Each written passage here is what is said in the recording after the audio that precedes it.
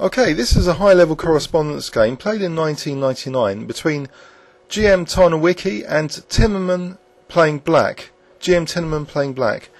It was played in the Millennium Email Tournament of 1999. White plays d4. Timmerman playing black goes into his King's Indian defence. He lost twice with this defence in this tournament in 99, and this time White played what is known as the Makarov system, or rather Makarov system, which is h3 here. So this is quite an annoying move. It discourages black from playing the standard e5 because white could simply just take on e5 and simplify the position with possibly a small edge. Here, for example, bishop g5 might offer white a small edge, and it's quite annoying for the black player to do something from this position. So this is an annoying system, h3, for the King's Indian player. So Timmerman played knight a6, which is quite adventurous to support c5. Bishop g5 was then played. Now queen e8, which is kind of a standard move to support e5, and it breaks the potential pin with this bishop g5. Now g4 was played, which is an annoying clamping move. The King's Indian player often wants to play f5, and this kind of move, it not only gains a bit of space for white, but is saying to black, you're not really going to have your favourite type of King's Indian here. There's going to be no pawn storms on the king side for you in this game. Black played c5, hitting white in the centre, and now there was the move bishop e3. I'm not concerned about the loss of tempo, because the bishop had served its purpose on g5, causing black's queen to go to e8 quite rather awkwardly. Now c takes d, knight takes d4, and now knight c5. Black's got an okay position, but white's fairly solid here and doesn't have to worry about his king so much in this variation. b6 now, so this is a very provocative move because it's opening up the diagonal when white's bishop's fianchetto is pointing at that rook. So e5 might be possible if black isn't careful, hasn't carefully looked at the variations. Here it's not so good, because let's have a quick look.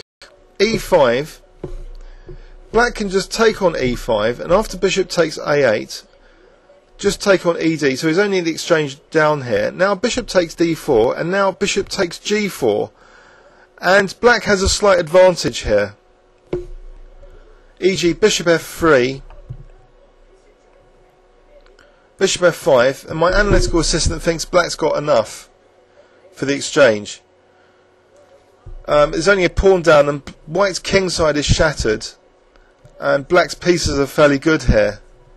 So this is not so good for white, even though it's the exchange up. So anyway, e5 wasn't played, knight d5 instead.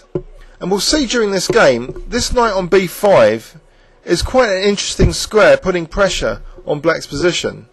Black played rook b8, offering the a7 pawn as a pawn sack. It's quite a cunning idea, conceptually.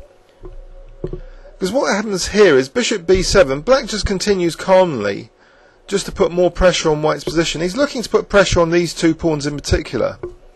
So white defends with queen c2, and now we have the move queen d7, with the aim of getting the queen to e6 again. These two pawns will be again targeted. So f3 is played, which is a concession. It's blocking in this bishop. If black can arrange an aggressive strategy to try and exploit this awkward pawns on white squares, e.g. playing for f5 or f4 later, or getting a knight on f4, this could have been to white's disadvantage. Queen e6 now. Knight e2. Again, a sort of defensive, awkward looking move to have to play. And now d5. I think under modern engine analysis, this move looks as though it gives white a slight advantage and an enduring advantage. Perhaps black would have been better just to have played more positionally with knight fd7 here. So let's have a quick look at knight fd7.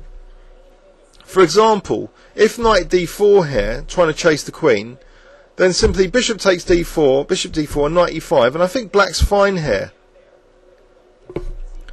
If b3, for example, then there's knight d3 check, and white will have a disadvantage, I think, because knight f4, and black's achieved some great position here with the knights, and definitely enough for the pawn. But d5 was a committal move here to play with the queen on e6. So what happened next? White played knight d4, gaining a tempo on the queen. The queen goes to d6, and now e takes d. After e6, white lets black get the pawn back, because there's a beautiful knight on b5 now, which is difficult to dislodge. So this is rather uncomfortable for black. The only consolation being this bad bishop here. So let's see what happens next. Queen d7, b3, rook fd8. So black has got a bit of pressure, and it looks as though it's quite a coordinated position. But there's something uncomfortable about this for black, because these knights are very well placed, and also this file is also very useful for white, as we're going to see. Rook fe1, and it already looks a bit unpleasant for black. The bishop and knight here are coordinating very well on these two squares. So white accepts this isolated pawn by capturing back with the pawn here. Queen c8, now h4. And now we see another point of this whole system. These pawns, as well as discouraging black from any f5s, are also quite menacing to black's king potentially. So white carries on gaining space quite ruthlessly, and there's nothing black can do about it for the moment. It's just waiting and watching with these two moves, just waiting and watching. And now rook a4, queen e2. We see the power of this file. It's as though, because of this knight and this bishop, black's having difficulty just challenging this central file. Queen a8. This move doesn't really do much for black's king safety, as we're going to see. a3. Bishop takes d4. Another controversial move here. The dark squares around black's king will prove fatal now. Knight takes d4. Knight g7. Bishop e5. There's some threats emerging now on the horizon for these dark squares. Knight e8. Bishop f6. Rook b8. Black's very passive. Queen e7. Knight takes f6. Now this is a very dangerous position for the black king. Black plays knight d7 here, and now queen e7. White still has the potential of moving this h pawn to try and get even more resources around black's king, which is what happens. h5 now. And now a stunning move out of the blue, but maybe it wasn't even needed. A modern engine thinks h6 is a good move, or even knight b5. What was played, though, was a spectacular move. I'll give you 5 seconds to see if you can see it. 5, 4, 3, 2, 1. Knight f5 was played. Now g takes f5, and now queen f6. So white's now threatening h6 and queen g7. So quite a crude attacking plan.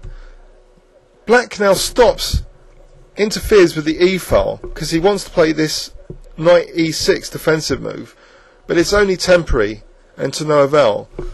Now here, incredibly, white plays bishop h3. A modern engine definitely prefers rook takes e4 here.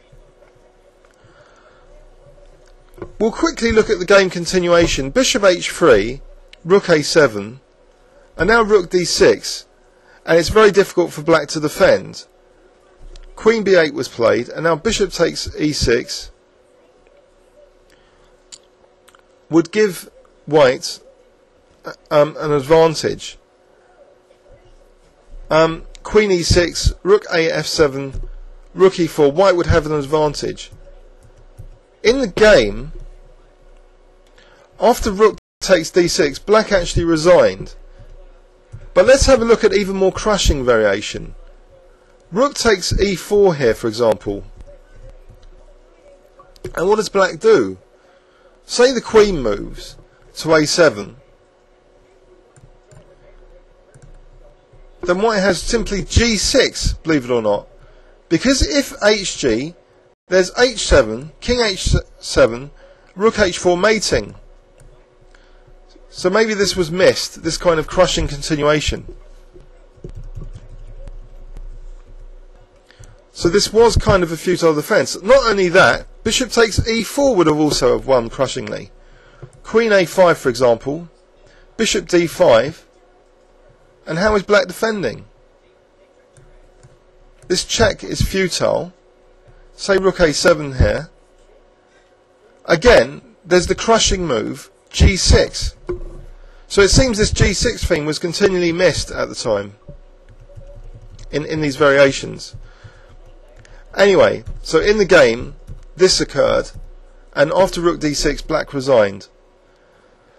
So it was a very high quality game given the technology at the time and the potential for research. And remember, players would have to play lots of games at the same time in the tournament, so white can be forgiven for some technical inaccuracies.